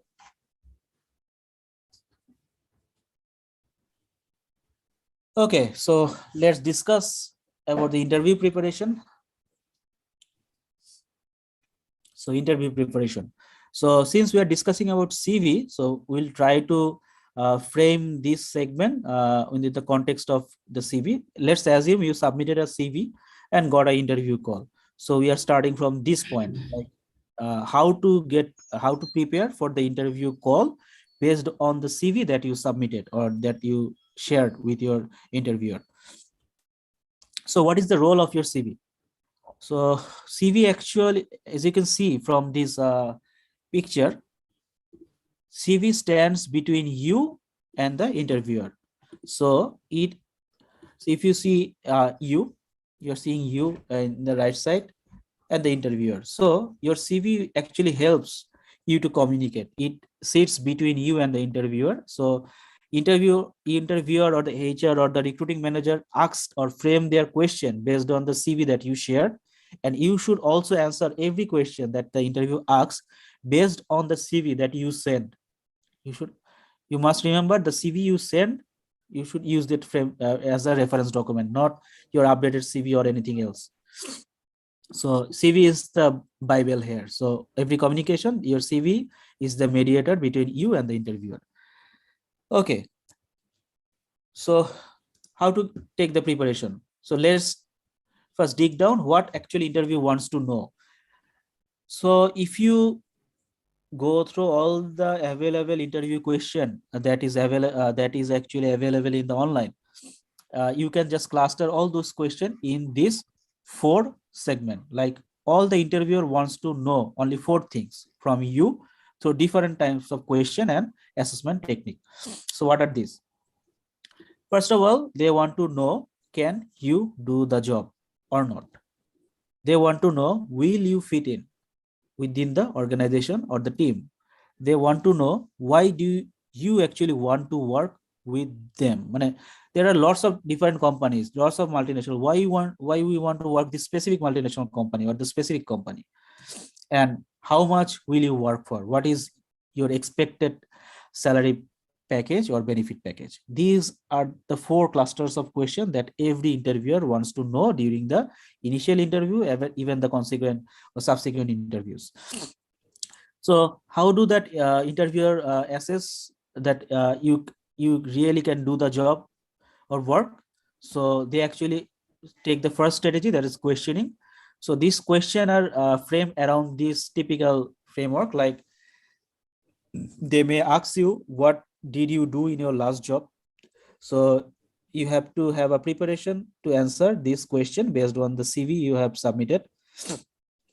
Describe a typical day, or what would you do if it happened? Like sometimes they will ask some issues related to your job. Like if you are applying for a sales officer position or sales manager position, and previously you were with a sales job for last 2 or 3 years, they may ask you like how you manage a difficult client.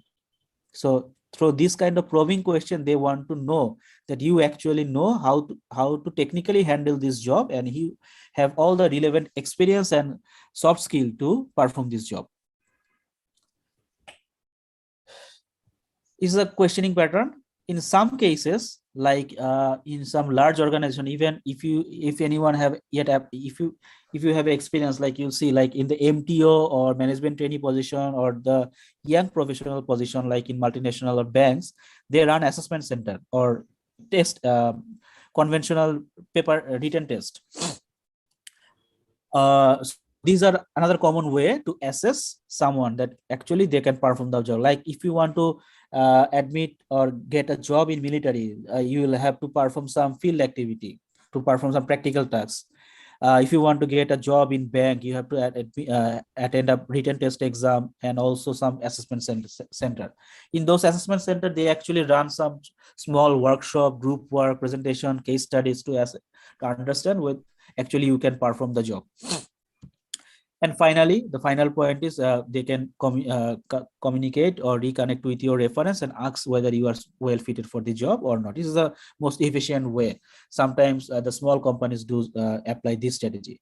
So how to get prepared, how to take the preparation. So before attending the interview, so review the CV that you shared and just try to frame your answer following this question set. Try to review the CV and try and just frame your answer. If what kind of similar question that your potential interviewer can ask. If you are supposed to attend a written test or a assessment center, you don't know what type of question will come, but when you practically attend those test or assessment center, you try to understand like what is the ultimate role of these activities. They are trying to relate this role with the specific job activities that you are supposed to do when you will get the job. So try to perform in such a way, like if you are applying for a financial analyst position and you are given with a case study, try to analyze the case with the lens of financial analyst. If you are applying for a marketing communication officer position and you're given with a case study, try to analyze the case with the point of view of a marketing guy or a branding guy. So that will help you to actually pass the hurdle of their initial interview. So then the interviewer are interested to know, will you fit in? Like as a person, are you well fitted to be in the job or in the organization? Like you may have all the capacities and capability to do the job, but you may not be well fitted. Like you don't like to work over hour, but you are applying for a job in a call center or in a marketing communication firm. So even if you have a good interview, you won't be selected since you are not well fitted for the position. So that is why interviewer or the recruiter tries to understand whether you are well fitted for this position or not. So they may ask some question like, what is your justification? Why should they hire you? What is your strength and weakness? Something like that. Why did you stay so long, or why you are trying to leave so early your last organization? So this kind of probing question they ask to understand your personality. In modern organization or in some international organization, they also apply psychological test. This is called psychometric test. You will have a random interconnected question. You have to just answer like and then automatically this psychometric test will answer your personality, and the organization will know whether you are well fitted for this company or not. This is a modern technique. And even the reference is reference check is a quite common strategy. And then the definite question, like why do you want to work here? They want to know whether you have a proper background study. Like somebody asked, is it necessary to have a good background study while submitting or preparing a CV for a company? Not that necessary while you are preparing the CV, but it is highly necessary and must do thing to have a thorough research or background studies before you attend an interview with a company. They will expect you know everything about the company before you come to attend the interview. So yeah. Somebody asks, Sravani Bint Jangir, what kind of question is asked in a psychometric test? I don't know. Nobody knows, because psychometric test, that is why it is a psychometric test. You do not know whether, like, you may be asked, do you like to eat rice or bread in your lunch or dinner? Maybe this is the question, and you answered rice. And we do not know whether the rice, people who loves to eat rice is the right person for that organization, or the people who loves to have bread during the dinner is the right person for the organization. For example, the organization is seeking a person who is health conscious, and he's more health conscious, and he loves to keep his or her body fit. Then the perfect answer can be the people who loves to have bread during during the dinner is the right person. So the psychometric test is actually customized test, and is in this question and answer is actually designed and framed by certified and professional psychologists and psychiatrists.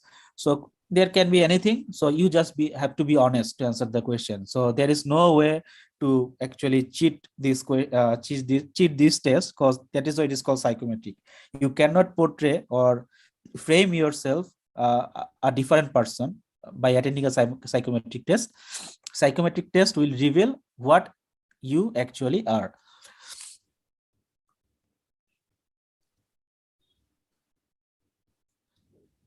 I guess we discussed this, like about the background work on the company you are having the interview. So you have to know everything about the company. It is the golden rule. So now the final question and the most tricky question: when somebody asks, how much do you want to? So there can be, I think in every situation, we want to have a higher salary when we apply for a job or we switch a job. So it's quite normal. But it is also quite normal in some occasion you may be offered with a lower salary package. So you have to be well prepared when you apply for a job, and when we actually prepare for a job interview.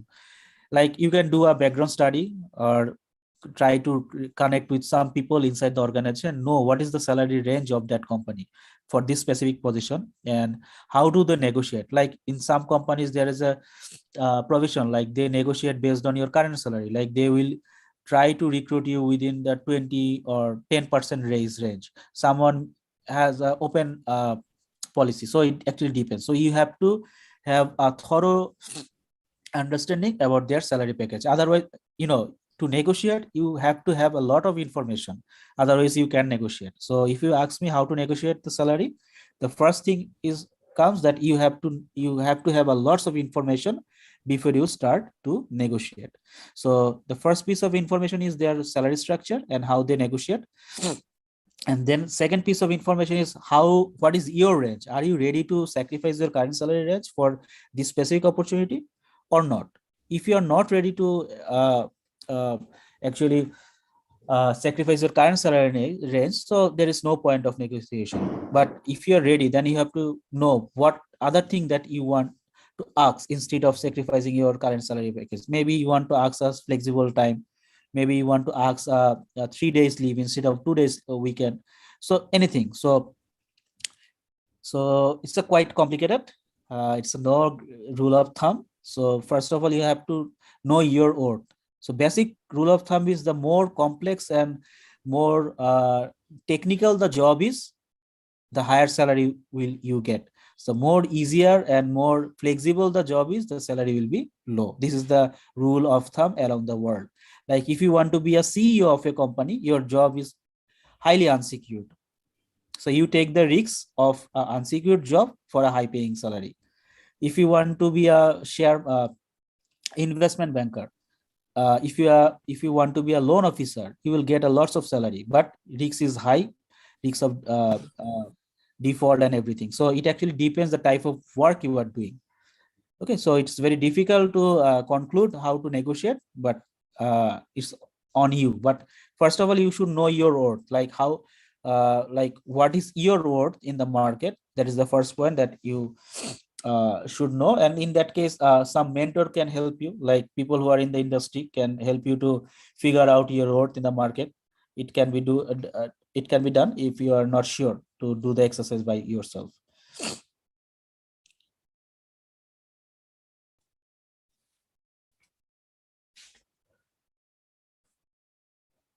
Any question regarding salary negotiation?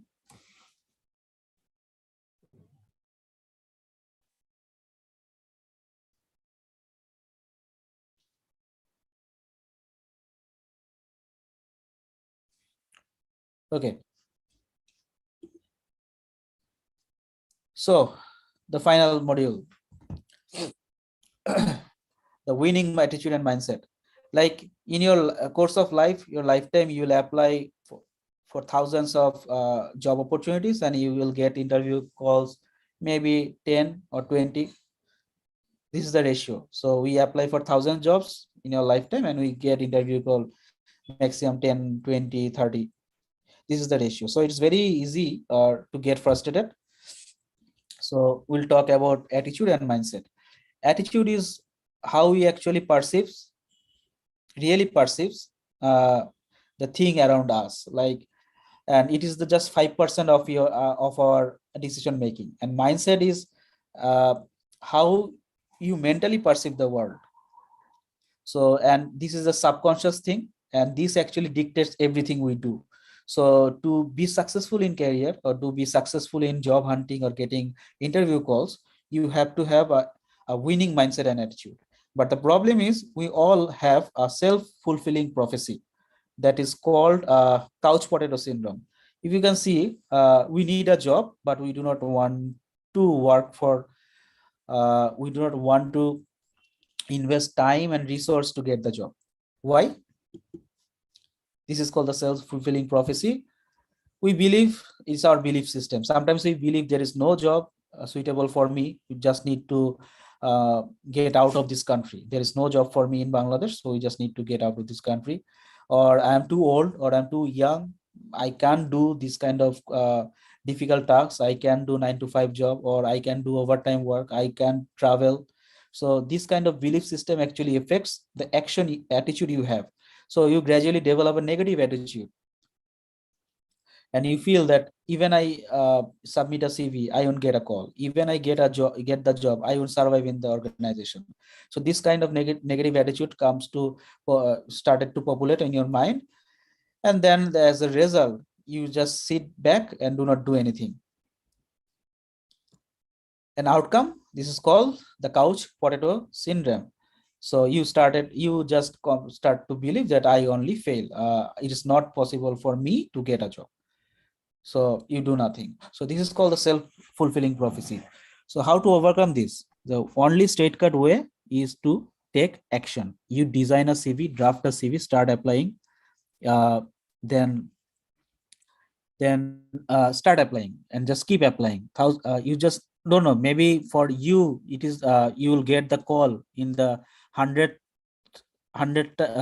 submission, or for someone maybe he get the call in his 5th or 6th submission. So it actually depends. But don't stop your action. So it is the first step. But we generally, what we do is stop our action, and we stop looking for job opportunities, and even we do not update our CV. So someone asked, like, should I update my CV or not? Like, as you can see, once you have done with your CV, you may feel very happy, like everything is done. I have a good CV, so I have nothing to do.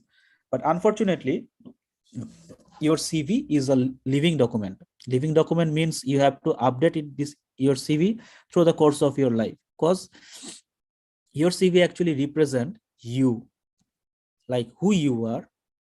Your CV represent what you have done, what your skill you possess, and what have you achieved. And as you can see, throughout the timeline of our life, this changes. Like, we change who we are. We gather new experience, we gather new skill set, and our achievement increases gradually. So we have to update our CV, and that is why it is called, your CV is never complete until you die. So it's very common. Once you are dead, you do not have to update your CV. But until you're living in the world and you are breathing, you have to keep updating your CV to be competitive and to be smart enough to apply any kind of job opportunity once it's popped out. Yeah, sir, in spite of giving interviews, when we don't get selected, we easily lose our motivation. This is quite common, right? It's quite common. As I mentioned, you have to develop your mindset. Like, for me also, I have been rejected several times in my life, and it's quite common. And even after my reference check, like, I am done with my reference check and I'm just waiting for my appointment letter, then I got the rejection letter. So it's quite common in everyone's life to get rejected. That is why it is said that you have to have your winning mindset. You have to spend lots of time in your CV. You have to spend a lots of time in your LinkedIn profile to make it to update it and make it, like, even after you fail one interview, you learn something. Why not reflect those learning in your LinkedIn profile and your latest version of CV? That will actually help you to get next opportunity. So everything takes time, and for this timeline is different for everyone. So it's quite difficult to get motivated in this world, but there is no other option, and to no other option. We have to be motivated to have a good life in this world. Yeah, so Sir, yeah, sure. sir, if you don't mind, can I say something? Yeah, sure.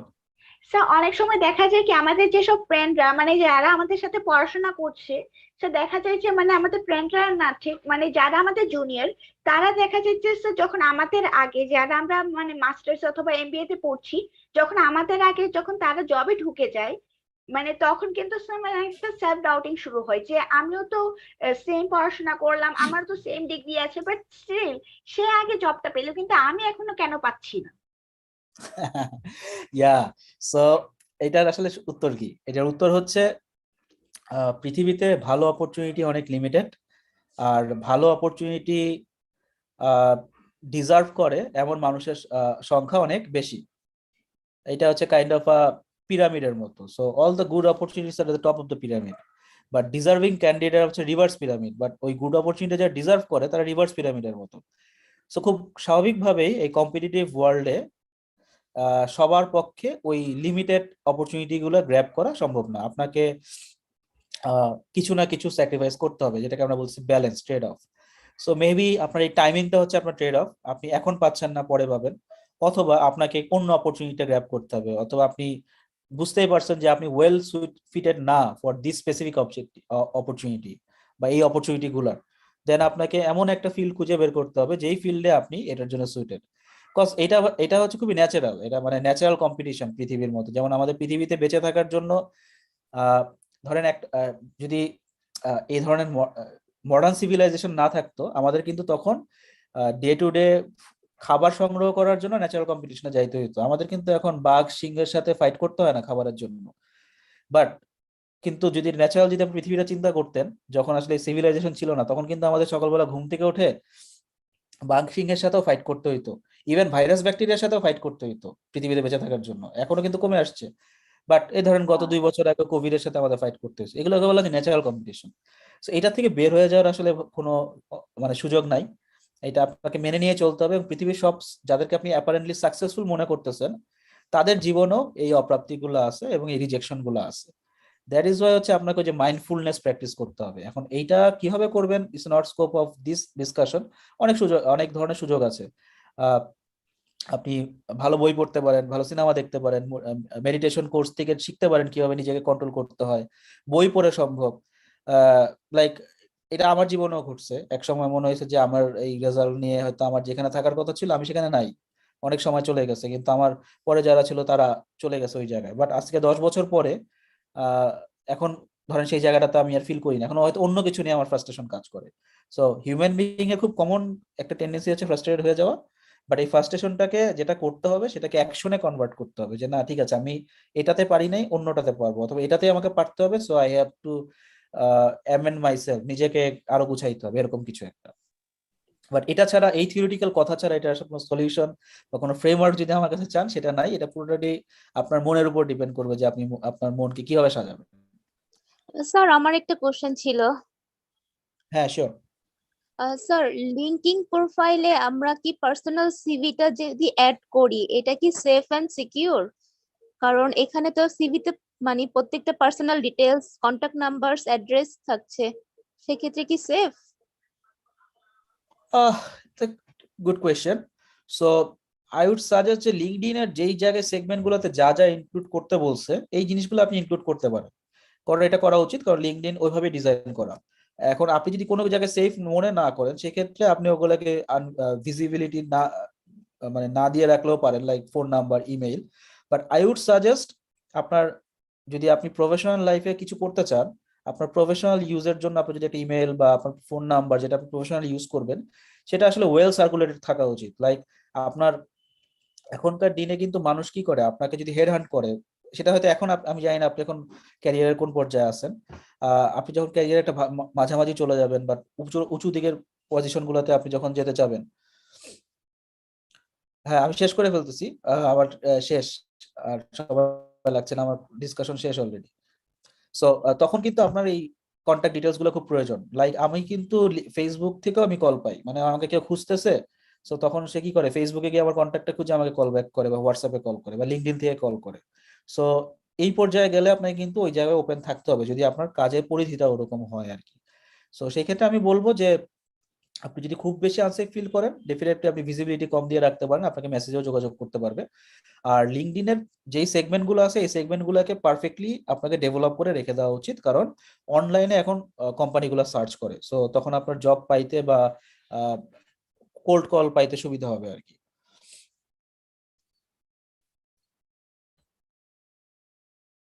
G, thank you sir. Recruitment প্রসেসে কত সময় লাগে ভাই, এটার কোনো definition নাই। It actually tax it actually depends on that organization. Like some organization has a formal structure, internal policy, like but some organization doesn't have. So এটা define করা খুব ডিফিকাল্ট এবং এইভাবেই বসে থাকতে হয়। লাইক অ্যাজ আই মেনশন, আমি reference check করার পর 3 মাস প্রায় বসেছিলাম, তারপর 3 মাস পরে আমি রিজেকশন লেটার পাইছি, এবং এটা খুবই well reputed international organization. So এটার আসলে কোনো কিছু ভাই বলার কিছু নাই। ভাগ্য ভালো যে আমি জবটা থেকে রিজাইন দেইনি আর কি, খুশিতে। সো এটা আসলে খুব ডিপ্রেসিং, বাট এটাই ট্রু, এটাই লাইফ। আপনাকে সবসময় সাবধান থাকতে হবে কিভাবে আপনি এই জায়গাটাতে ফাইট করে বেঁচে থাকবেন। আর হ্যাঁ, সিভি রিভিউ করে দেওয়া সম্ভব, আমার ইমেল অ্যাড্রেসটা দেওয়া আছে। সো এটা দেখে আপনারা এখান থেকে নিতে পারেন। আর আমি এই স্লাইডটা এই কোঅর্ডিনেটরকে দিয়ে দিব, ওনারা যদি আপনাদের ইমেলে মেইল করে দিতে পারে উইথ দ্য হ্যান্ডআউটস, দেন আপনারা আমাকে ইমেইলে সিভি পাঠাইতে পারেন, আমি একটা গো দেখে দিতে পারবো, কোনো সমস্যা নেই।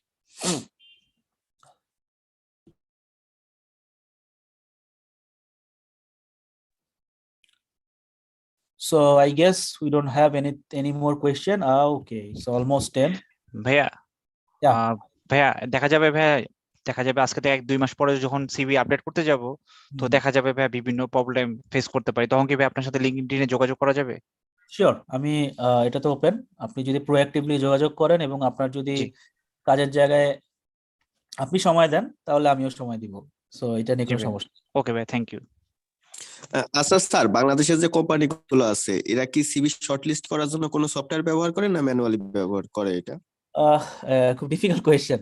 So most of the Bangla company আসলে চোখে দেখেই সিভি শর্ট করে, বাট আমি আমার এক্সপেরিয়েন্স থেকে বললে, যেহেতু আমি ডেভেলপমেন্ট সেক্টরে অনেক বছর কাজ করছি, আইএনজিও বা ইন্টারন্যাশনাল অর্গানাইজেশন গুলো ওদের সিভি আলাদা করে ওরা এর জন্যই আলাদা টেমপ্লেটে বা ফরম্যাটে সিভিটা নেয় সফটওয়্যার ইউজ করার কারণে। আর বেশ কিছু মাল্টিন্যাশনাল সফটওয়্যার ইউজ করে, like as I know BAT, Reckitt Benckiser বা ইউনিলিভার, এরা হচ্ছে ইভেন জিপিও আই গেস করে, যখন বাল্ক অফ সিভি থাকে, লাইক 1000 খানেক সিভি জমা পড়ছে, 100 সিভি জমা পড়ছে, তখন করে।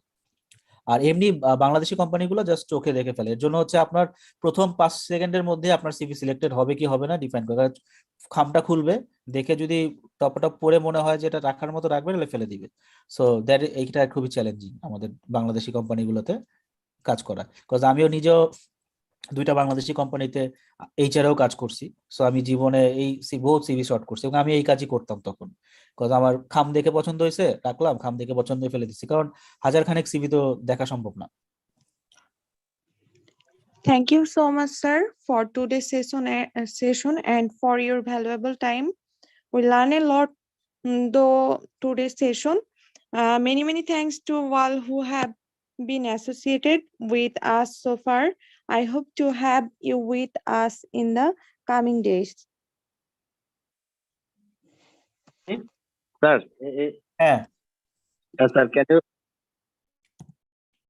can you give your LinkedIn profile? আমি এখানে দিয়ে রাখছি, আর আমি দিয়ে দিচ্ছি এই চ্যাট বক্সে, আমি জানি না চ্যাট থাকবে কিনা, তারপর দিয়ে দিচ্ছি।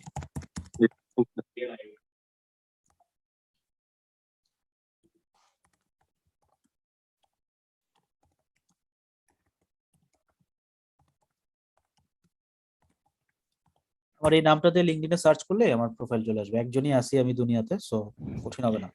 আর ভাইয়া আমাদেরকে ফরম্যাটটা কি সেশনে পড়ে দেওয়া হবে? আমার কাছে তো সবগুলো ইমেল অ্যাড্রেস নাই ভাইয়া, আমি যেটা করব আমি হচ্ছে যে ভাই ফারহানার ব্রেইনস্টর্মের কে আমি দিয়ে দিচ্ছি। জি সো আই গেস ওনাদের কাছে আপনাদের ইমেল অ্যাড্রেস আছে, সো আমি ওদেরকে রিকোয়েস্ট করব আপনাদের ইমেল অ্যাড্রেসে পুরো জিনিসটা পাঠিয়ে দেওয়ার জন্য। জি ভাই, থ্যাংক ইউ ভাই। ওকে, বিকজ আমার কাছে এই চ্যাট থেকে আসলে ডিফিকাল্ট হয়ে যাবে সবগুলো ইমেল কালেক্ট করা, সো আই গেস ওদের কাছে রেজিস্ট্রেশন থাকার কথা। জি ভাই, ফারহান আপুকে দিয়ে দিলে উনি আমাদের সবাইকে দিয়ে দিতে পারবে গ্রুপে। ঠিক আছে, জি ভাই, হ্যাঁ গ্রুপেও দিয়ে দিতে পারে, রাইট। জি ওকে দেন। Okay. আমি একটু কথা বলে শেষ করে দিচ্ছি হ্যাঁ তাহলে। শিওর শিওর হ্যাঁ ওকে, আমি হচ্ছে আব্দুল্লাহ ফাহিম, প্রজেক্ট অ্যাসোসিয়েট। এই ফুল প্রজেক্টে আমি আছি আপনাদের সাথে, সবসময় মেইল পাচ্ছেন আমার আমার কাছ থেকে। সো এই যে বিষয়টা সিভি রিভিউ অ্যান্ড এভরিথিং, আমি একটা কাজ করব, আমি হচ্ছে ভাইয়ের কাছ থেকে হ্যান্ডআউটস গুলা আমার মেইলে নিয়ে নিব, নিয়ে আপনাদেরকে আমি একটা গুগল ড্রাইভে হ্যান্ডআউটস, হয়তো সিভির ফরম্যাট থাকতে পারে বা এই স্লাইডটা থাকতে পারে, 2-3টা ডকুমেন্ট হতে পারে, আমি একটা ড্রাইভে আপলোড করে দিব। আর একটা গুগল ফর্ম দিচ্ছি আপনাদেরকে, আমাদের যেহেতু গ্রুপ আছে, ওইখানে আপনারা আপনাদের সিভিটা আপলোড করে দিবেন, আপনার মেইল অ্যাড্রেস, নেম, ওইখানে সবকিছু থাকবে, দিয়ে দিবেন। এন্ড ফাইনালি হচ্ছে আমি ওই শিটটা শেয়ার করে দিব ভাইয়ের সাথে। তো তার জন্য ইজি হলো, কনভেনিয়েন্ট হলো যারা শেয়ার করতে চাচ্ছেন আপনাদের সিভি রিভিউর জন্য। সো এটা হয়তো বেটার একটা প্রসেস হবে আই থিংক। শিওর, যেটা আপনাদের জন্য কনভিনিয়েন্ট হয় আমার সেটাই বেটার, আমার কোনো সমস্যা নেই। আই গেস একটা জায়গা থেকে কোঅর্ডিনেট হলে সবচেয়ে ভালো। সো আই গেস এটাই ভালো হবে। ওকে, ঠিক আছে, এখানে যারা আছেন, আর ইট ওয়াজ এ লং সেশন, প্রায় 3 ঘন্টার মতো হয়ে গেছে। সো আই থিংক এত ডিটেলস আসলে সিভি এন্ড ইন্টারভিউ নিয়ে হয়তো কোথাও সেশন হয় না, ওয়ার্কশপ হয়, বা এত ইন ডিটেলস কোশ্চেন অ্যান্সার এইভাবে হয়তো হয় না। সো আই থিংক এখন পর্যন্ত যারা আছেন 50% অ্যারাউন্ড, সবাই হয়তো অনেক হেল্পফুল একটা সেশন পাইছেন এখন পর্যন্ত। And it's a big opportunity যে আপনাকে কেউ সিভি রিভিউ করার একটা অপরচুনিটি দিচ্ছে, কারণ ভাইয়া কিন্তু তার পার্সোনাল টাইম থেকে এই টাইমটা বের করবে, ঠিক আছে, আপনার সিভিটা রিভিউ করার জন্য। সো ওই জায়গায় আপনার সিভিটাও সেভাবে রেডি করে দিবেন। যদি রেডি না থাকে, আপনি সময় নেন, 2 দিন সময় নিয়ে রেডি করেন, রেডি করে ওইভাবে দেন, ঠিক আছে।